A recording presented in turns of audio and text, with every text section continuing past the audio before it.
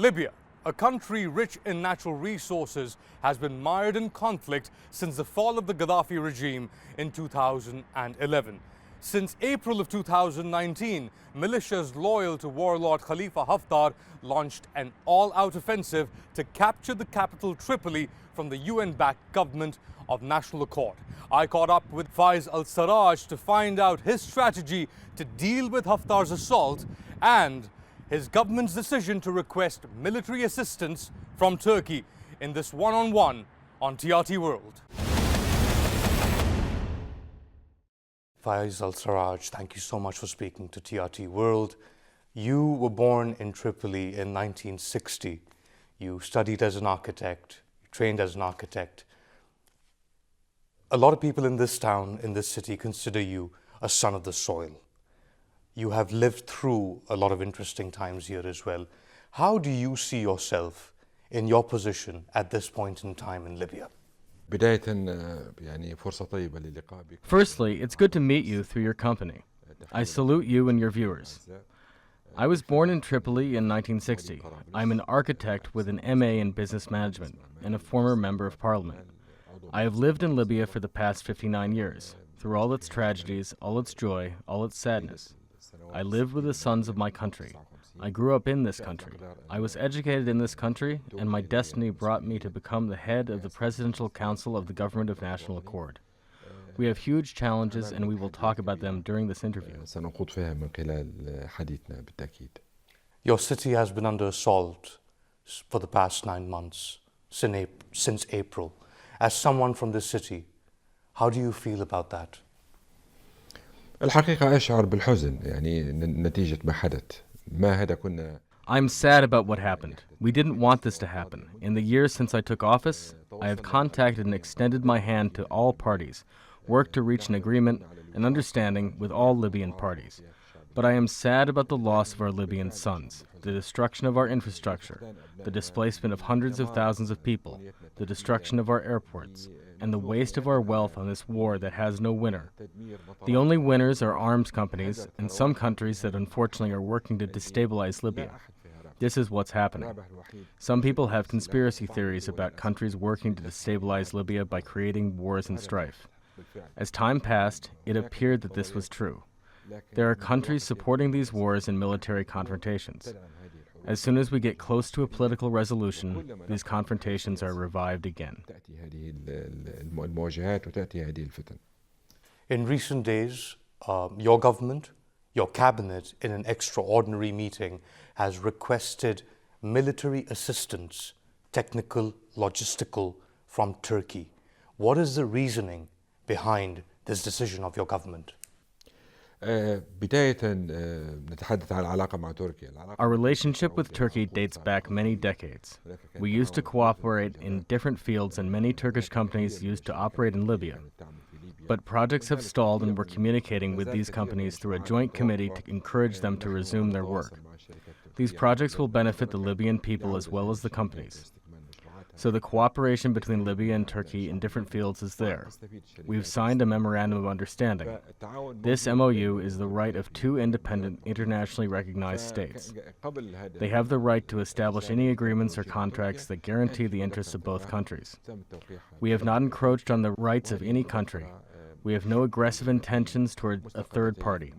Libya and Turkey are developing military and security cooperation in the fields of fighting terrorism, organized crime, illegal immigration, training, and urgent action to support the legitimate government of national accord. We are pushing back against the aggression that's targeting a legitimate government, the attacks by a militia that's trying to destroy our resources and our infrastructure. As you mentioned, there's already been a history of cooperation between Libya and Turkey. This particular memorandum of understanding and your request deals with technical and logistical support. Can we expect your government to ask for Turkish soldiers, boots on the ground here in Libya? In previous years, war wasn't a goal for us. We were working on developing our country and reaching agreements between the parties on the path to elections, to move from a transitional stage into a stable democratic state. Unfortunately, a party has dragged us into this war. We have the right and means to defend ourselves, and the MOU is within this framework. In addition to Turkey, we have sent letters to other countries, to the US, UK, Italy, and Algeria. Previously, we cooperated with some of them to liberate Sirte and expel Daesh from the city. And on this occasion, we salute countries for taking a clear stance on the Libyan people. This is why we've approached these countries. We've addressed Algeria as a friendly neighboring state that's interested in the security and stability of Libya. This is your sentiment that the Libyan army, the Libyan militias are experienced in dealing with these kind of threats. But if you go on the streets, the sentiment there is very different.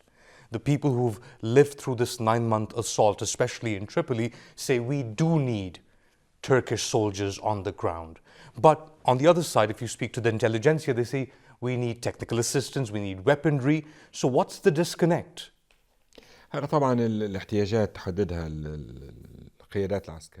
Without going into detail, these needs are identified by the military and security leaders within the framework of the MOU. You mentioned the militias, and this takes us back to previous years.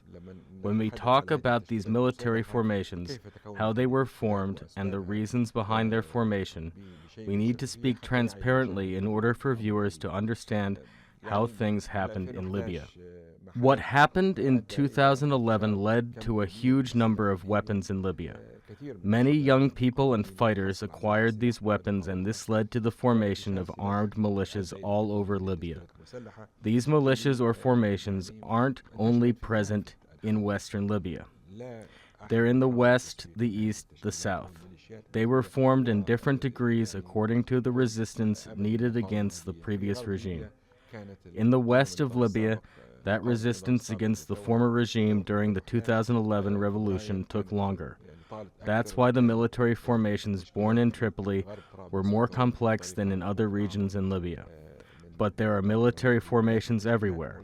In the past, we've tried to resolve this issue because it's not normal, and we're working to establish a military institution in a professional way that works according to specific criteria. We want to include these military formations, dismantle them, and incorporate them into state institutions. When we entered Tripoli, there was more than one military formation. Now we have 4 or 5.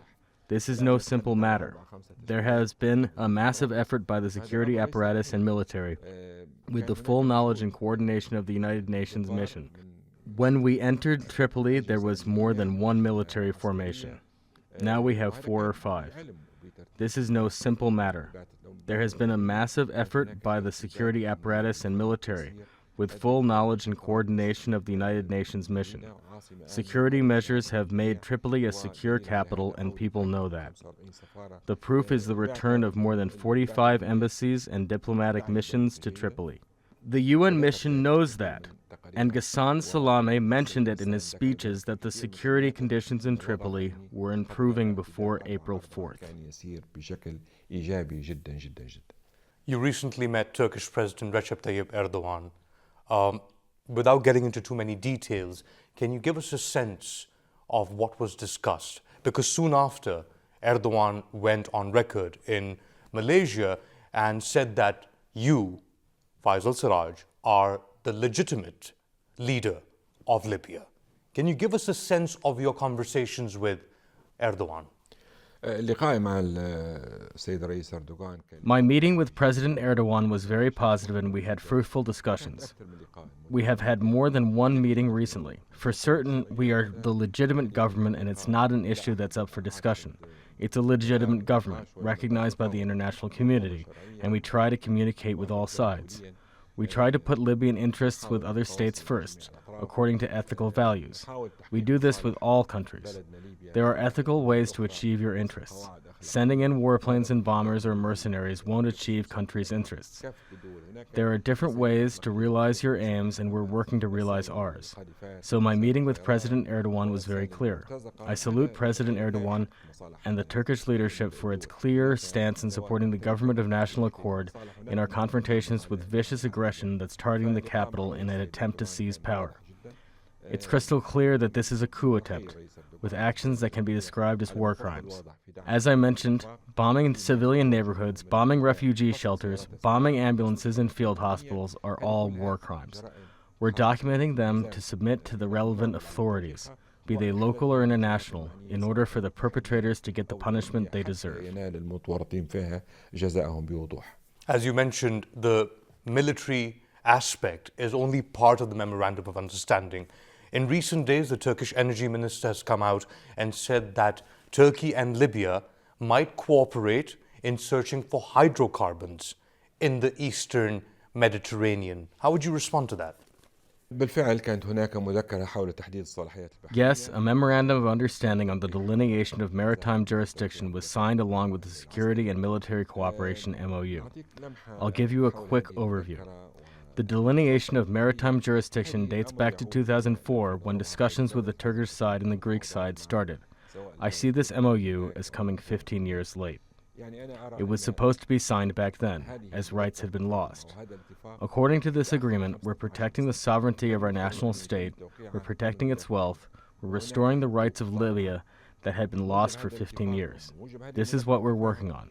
We haven't encroached on the rights of any country. We didn't seize even an inch of another country's rights. We also won't allow others to encroach on our rights. Some people may think Libya is weak because of the current conditions, but we have the means to protect our rights. Libya is extending a hand to everyone for cooperation based on mutual benefit and ethical values. The policies of twisting arms and other means won't achieve anything. There were similar scenarios with some neighboring countries. For example, we used to disagree with Tunisia and Malta about maritime boundaries, but we took a civilized approach, arbitrated by relevant authorities, and we accepted those rulings. Now we're working together on economic cooperation. To those who try to disrupt our relations with other countries, we say there are many options for you, like international courts. The MOU on the delineation of maritime jurisdiction is in line with the 1973 UN Convention on the Law of the Sea. We're working in line with that law. We are not above the law.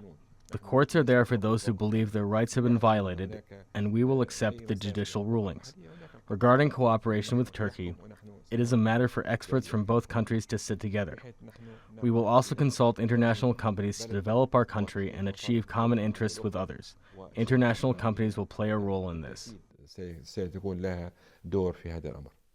Turkey and Libya will now take this MOU, this deal, and they want to get it registered officially at the United Nations.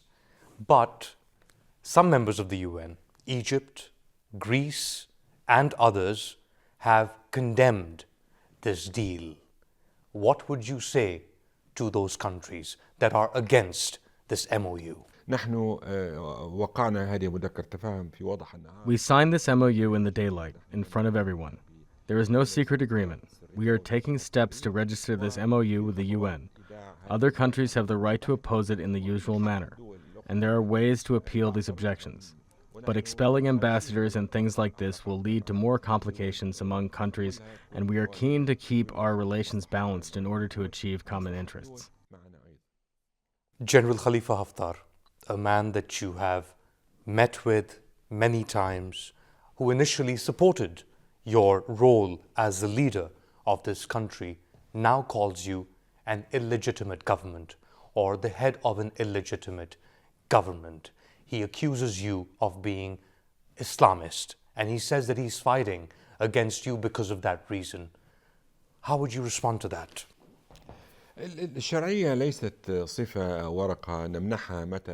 Legitimacy isn't something that you grant or withdraw whenever you want.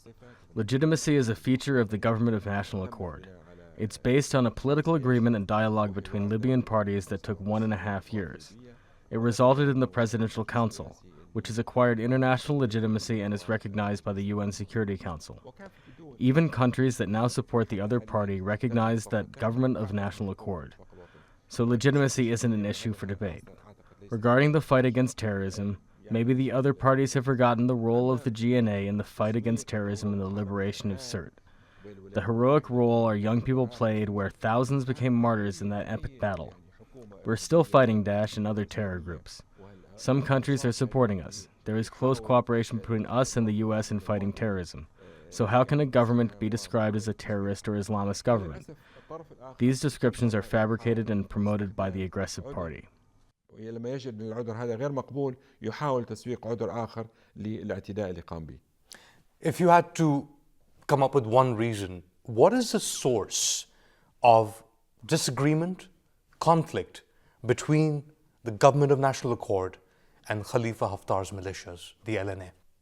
LNA أولا نعترض، أنا عندي تحفظ على كلمة حتى LNA لأن LNA I have reservations about calling it the LNA because that stands for Libyan National Army.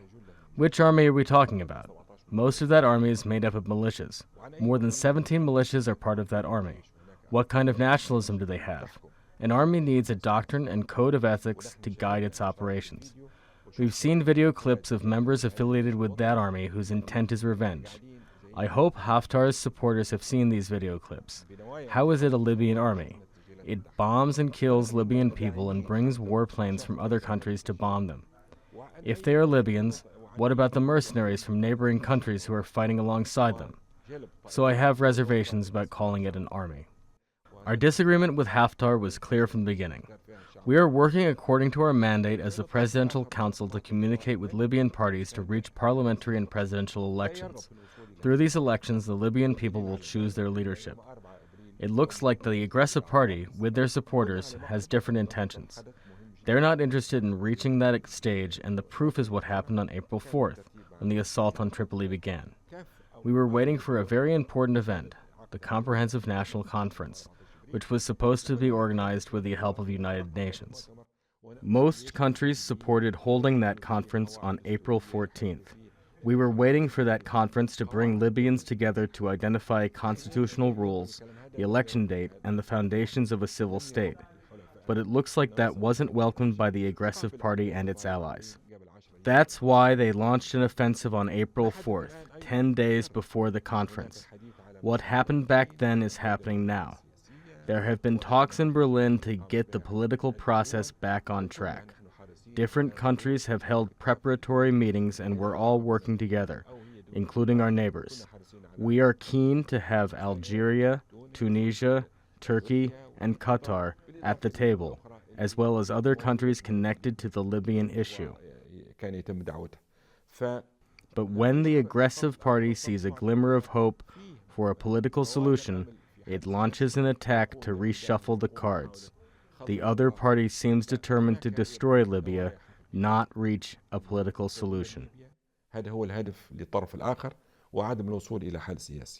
But some of these criticisms that you are making for the LNA and Khalifa Haftar, they make against the GNA as well, that your government relies heavily on militias, many from Misrata, and that you have failed to build a sort of national mandate, an army, institutions. So you're saying that these are militias, which they are, but they also make the accusation that you rely on militias to consolidate your position. All Libyans are participating in resisting the violence. From Misrata, from Zintan, from Zawiya, from Garian, from Tripoli, from Maslata, from Zleten, from Nalut, from the mountains. All Libya's constituents have unified to defend the legitimacy, the civil state. Let me repeat what I said earlier. There are military formations all over Libya because of the huge volume of arms. We worked hard to increase security, which led to positive results. But what happened on April 4th destroyed those efforts, and we're back to square one. We were so close to including these military formations and integrating our young people in state institutions in a professional way, according to professional criteria, to make use of their skills and abilities. At the same time, we wanted to open the door for others to work in the civil service. Unfortunately, the violence has brought these military formations together with the official military, and they have joined forces to confront this offensive, to push it back, with God's help. Egypt, the United Arab Emirates, even France have been accused of supporting warlord Khalifa Haftar and his offensive, especially on Tripoli, and even in Misrata, with targeting the Misrata airbase. What role do you think these countries are playing, and what role can the United Nations play to stop their help of Khalifa Haftar? أنا أولاً أستغرب استمرار هذه الدول في دعم أو الرهان على طرف. I'm surprised that these countries are supporting or betting on one side, on a person like Khalifa Haftar. What are their reasons? If everyone is so interested in stabilizing Libya, this is not the way to go about it. If they're interested in aligning their interests with Libya's interests, this isn't the way. We've been in contact with the countries you mentioned, and we still hope that they'll review their positions, realize there's a legitimate government with which to communicate. If they're interested in the stability of Libya, there are means, tools, and clear paths to stabilizing and securing Libya. Some people are talking about regional security and national security. We are also concerned about national security and we're keen to achieve it. But this can only be achieved within the framework of communication. Some countries are 5,000 kilometers away from us. What is the common denominator between us and them? On the contrary, we used to have better economic relations. Libyans were interested in visiting them and they used to visit Libya. These countries should review their losing bet. There is a legitimate government that they can deal with if they truly intend to support the stability of Libya.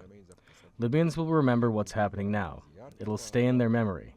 I will speak frankly. In the past, Libyans would remember that they were educated by Libyan teachers, that there were many Egyptian workers on our farms and in all areas of our life. Libyans would remember that many of the doctors in our hospitals were Egyptians. But now Libyans will remember that the Egyptians are supporting a rebel party that's trying to carry out a coup against the legitimate government. A rebel party that's destroying their infrastructure, their neighborhoods, destroying their airports, their ambulances. This is what they're talking about. Mohammed Taha Siala, the Libyan foreign minister, speaking in Rome earlier in December, was asked a question. He was asked if he was afraid Tripoli would fall to Khalifa Haftar's militias. And his response was that he was concerned that it might be a possibility if support continued from Egypt, the United Arab Emirates and others. Do you fear Tripoli can fall to Haftar? We trust our forces and what they're doing. They're determined to defend the civil state and to defend our homes and our families. It's a deep, strong conviction within the political, military, and security leadership. But the ongoing support for Haftar, which continued years before the offensive, gives the aggressive party the means to launch an offensive. It wouldn't have launched that aggression unless it had received support over all those years. At the same time, there's an international and UN arms embargo on the government of national accord. We have abided by that embargo, and this is one of the reasons for the delay in the creation of the military institution. Every time we asked for the embargo to be lifted to enable us to import military hardware and arms to build up our security forces, unfortunately there were delays. There was procrastination and bargaining by some UN Security Council members that prevented us from achieving that. So the talk about Libya and its cooperation with Turkey and the MOU shouldn't be mentioned in comparison to the continuous support the other party received for all those years, support that was increased after the violence launched on April 4th. You were trained as an architect. They say that architects can visualize how things would be, not how things are. What is your vision of how Libya could be? Where do you see this country going, given all its challenges at this moment? Despite the painful challenges, despite the tragedies we have endured, we still hope that Libya will recover and will overcome the crisis. With this in mind, I call on the sons of my country to steer clear of military solutions.